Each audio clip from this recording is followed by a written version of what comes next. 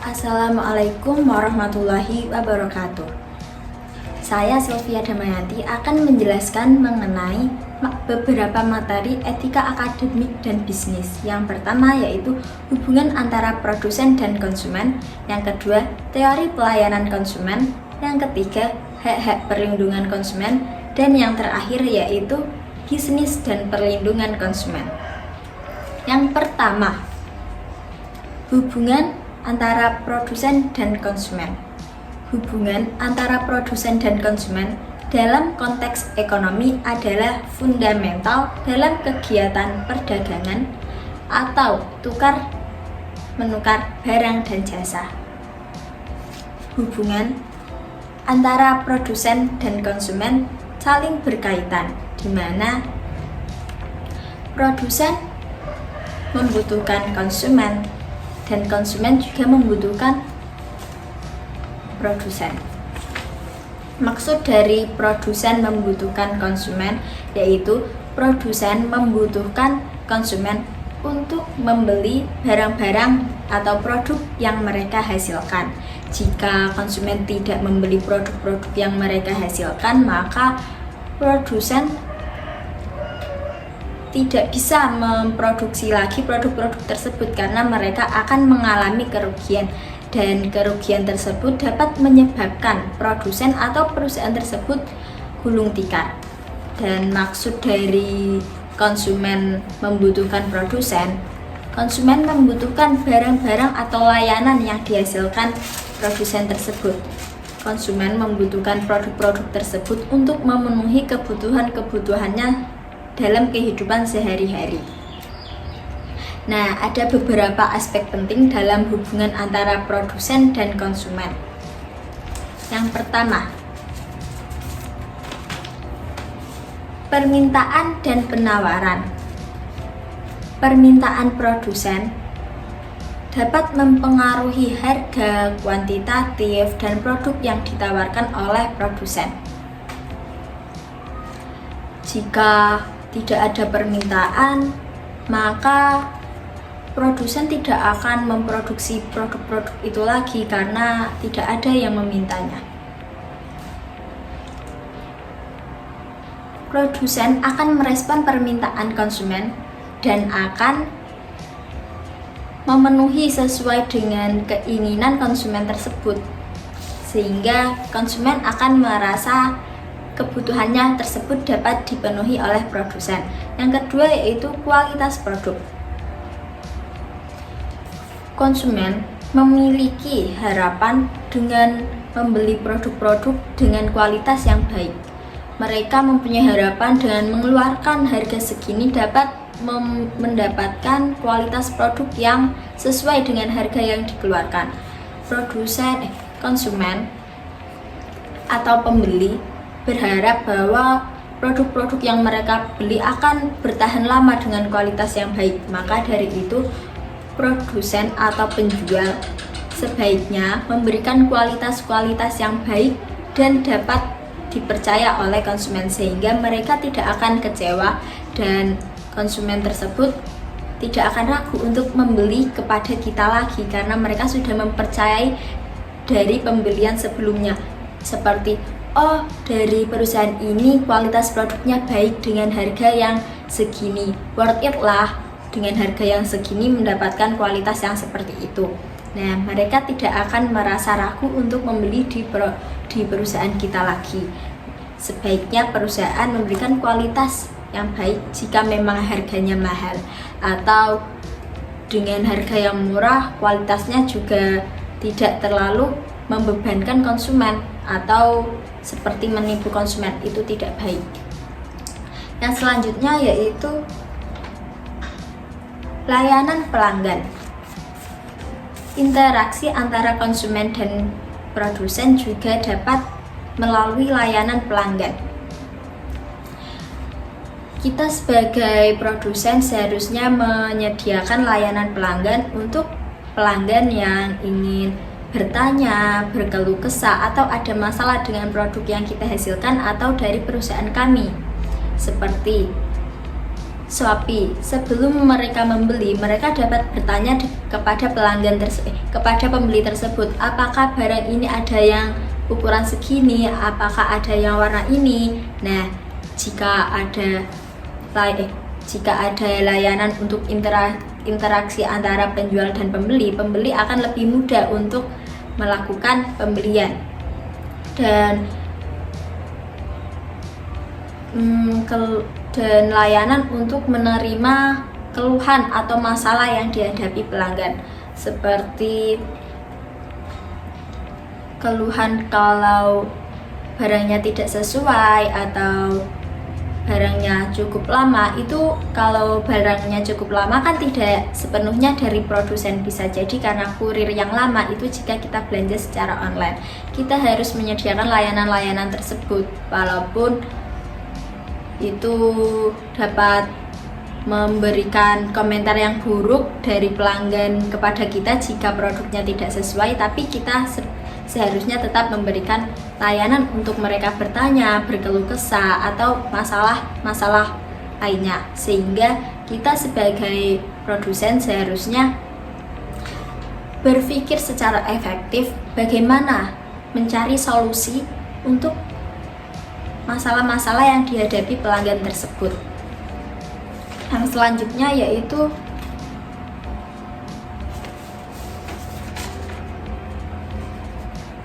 umpan balik konsumen. Konsumen memiliki kekuatan dalam memberikan umpan balik, seperti feedback kepada kita. Jika mereka menyukai produk yang kita jual atau jika mereka puas dengan layanan kita dapat menyediakan layanan umpan balik, seperti kita dapat menyediakan fitur bintang 5. Nah, di situ mereka bisa menilai bagaimana produk dari kita atau layanan dari kita. Nah, umpan balik tersebut bermanfaat juga untuk kita jika memang layanan kita kurang baik atau kurang memuaskan. Layanan kita dapat kita kembangkan dari pernyataan dari konsumen tersebut. Produk ini kurang ini, layanan ini kurang ramah, atau seperti apa. Nah, keluhan atau umpan balik dari konsumen tersebut dapat kita masukkan sarannya dan kita kembangkan menjadi produk kita diunggulkan sesuai dengan keinginan konsumen tersebut. Karena kita akan menciptakan layanan atau produk memang untuk kebutuhan konsumen. Jadi kita tidak boleh berkecil hati atau kita tidak boleh sedih jika ada masukan-masukan atau saran-saran yang diberikan kepada konsumen. Kita harus menerimanya dan kita harus menjadikan itu untuk memperbaiki produk-produk kita. Selanjutnya yaitu saluran distribusi. Hubungan antara produsen dan konsumen juga terjadi dalam saluran distribusi. Sekarang saluran distribusi tidak hanya dengan satu jalan saja. Ada beberapa saluran distribusi seperti toko fisik, platform, situs website, dan distributor lainnya. Contoh dari situs website yaitu seperti toko-toko di e-commerce seperti Shopee, TikTok Shop, Lazada, dan sebagainya. Nah, itu bisa menjadi interaksi antara produsen dan konsumen. Materi yang kedua yaitu teori pelayanan. Teori pelayanan yang bertanggung jawab mencakup pendekatan etis dan tanggung jawab sosial dalam melayani konsumen, dalam memenuhi kebutuhan konsumen. Teori ini mengakui bahwa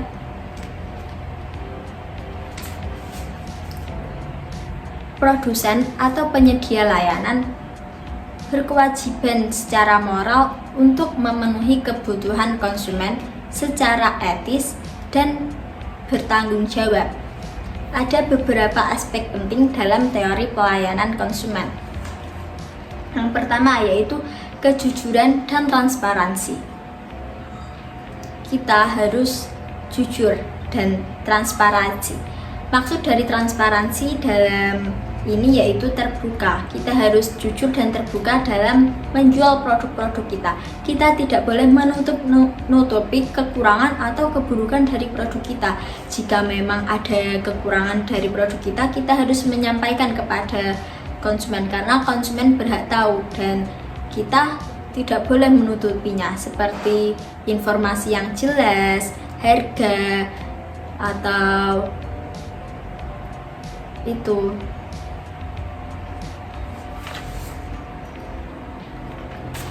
Resiko yang bisa dihadapi atau resiko yang mungkin saja terjadi. Nah, kita tidak boleh menutupinya, seperti kita ingin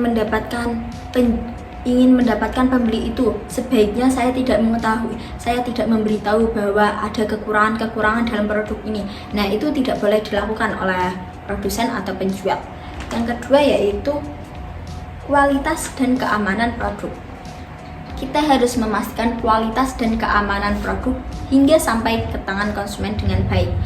Keamanan produk di sini yaitu keamanan dari bahaya-bahaya yang bisa terjadi akibat penggunaan barang kita. Seperti contohnya, jika memang kita menyediakan produk tidak untuk anak-anak di bawah umur, nah produk kita seharusnya diberi peringatan untuk tidak digunakan anak-anak di bawah umur atau di bawah 5 tahun karena itu dapat membahayakan pengguna. Nah, sebaiknya kita memberi peringatan-peringatan tersebut karena itu sudah termasuk keamanan produk dan kualitas. Kan kita memang targetnya tidak untuk anak-anak, sebaiknya dijauhkan dari anak-anak. Atau keamanan produk seperti kita harus menyimpan produk tersebut dalam suhu yang seperti ini, ruangan yang seperti ini, tidak boleh ditumpuk atau dan sebagainya. Yang ketiga yaitu kepuasan konsumen. Kepuasan konsumen yaitu menjadi prioritas kita. Kita harus memberikan semua yang kita punya agar konsumen merasa puas. Karena kepuasan konsumen itu nomor 1. Jika mereka menyukai produk kita, menyukai layanan kita, mereka akan merasa puas dan itu akan menjadi kebanggaan tersendiri dari perusahaan. Wah, konsumen kita merasa puas dengan apa yang kita luncurkan. Nah, itu akan menjadi kebanggaan tersendiri. Nah, kepuasan konsumen tersebut harus ada dalam produk-produk kita. Selanjutnya yaitu privasi dan keamanan informasi. Kita tidak boleh menyalahgunakan privasi dan informasi dari konsumen, seperti jika kita mengetahui data diri konsumen, kita tidak boleh menyalahgunakannya untuk hal-hal yang berbahaya seperti sebagai pinjaman online atau digadaikan atau seperti apa. Nah, itu sangat-sangat tidak boleh karena privasi dan informasi konsumen itu menjadi prioritas yang harus dirahasiakan. Selanjutnya yaitu tanggung jawab sosial dalam lingkungan. Kita jika mempunyai perusahaan yang sudah besar, kita harus tetap memperdulikan dampak bagi lingkungan sekitar. Kita tidak boleh egois dengan seperti membuang limbah ke sungai atau membuang sampah sembarangan atau sesuatu yang bisa membahayakan penduduk di sekitar atau lingkungan kita. Seperti kemarin itu di daerah saya ada pabrik ayam. Nah, pabrik ayam itu lokasinya sangat tidak bagus untuk warga-warga sekitar karena pabrik ayam itu lokasinya datarannya lebih di atas daripada warga-warga sekitar sehingga limbah-limbahnya menurun ke arah warga-warga. Nah, itu sangat tidak baik bagi warga-warga dan kesehatannya karena kan bau. Nah, itu karena ada kejadian seperti itu, pabrik ayam tersebut jadinya harus digusurkan. Nah, sampai sekarang jadi kita harus tetap memperhatikan dampak bagi orang-orang sekitar agar kita sama-sama mendapat keuntungan dan mereka tidak merasa kecewa dengan adanya perusahaan kita di lingkungan tersebut. Selanjutnya yaitu hak dan perlindungan konsumen. Hak dan perlindungan konsumen adalah hak-hak dasar yang dimiliki konsumen dalam membeli atau melakukan transaksi dengan perusahaan atau penjual. Ada konsumen mempunyai beberapa hak yang sangat penting dan kita tidak boleh melarang atau menyepelekan hak-hak itu. Ada beberapa hak yang dimiliki konsumen yang umum untuk diketahui.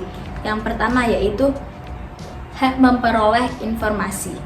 Konsumen mempunyai hak untuk memperoleh informasi dengan jelas dan akurat, seperti bagaimana produk kita dapat berjalan, harganya, kualitasnya, bahan-bahan yang digunakan, apakah aman untuk diproduksi atau apakah sesuai dengan keinginan konsumen tersebut atau tidak. Nah, konsumen mempunyai hak-hak untuk mengetahui informasi-informasi tersebut dengan jelas.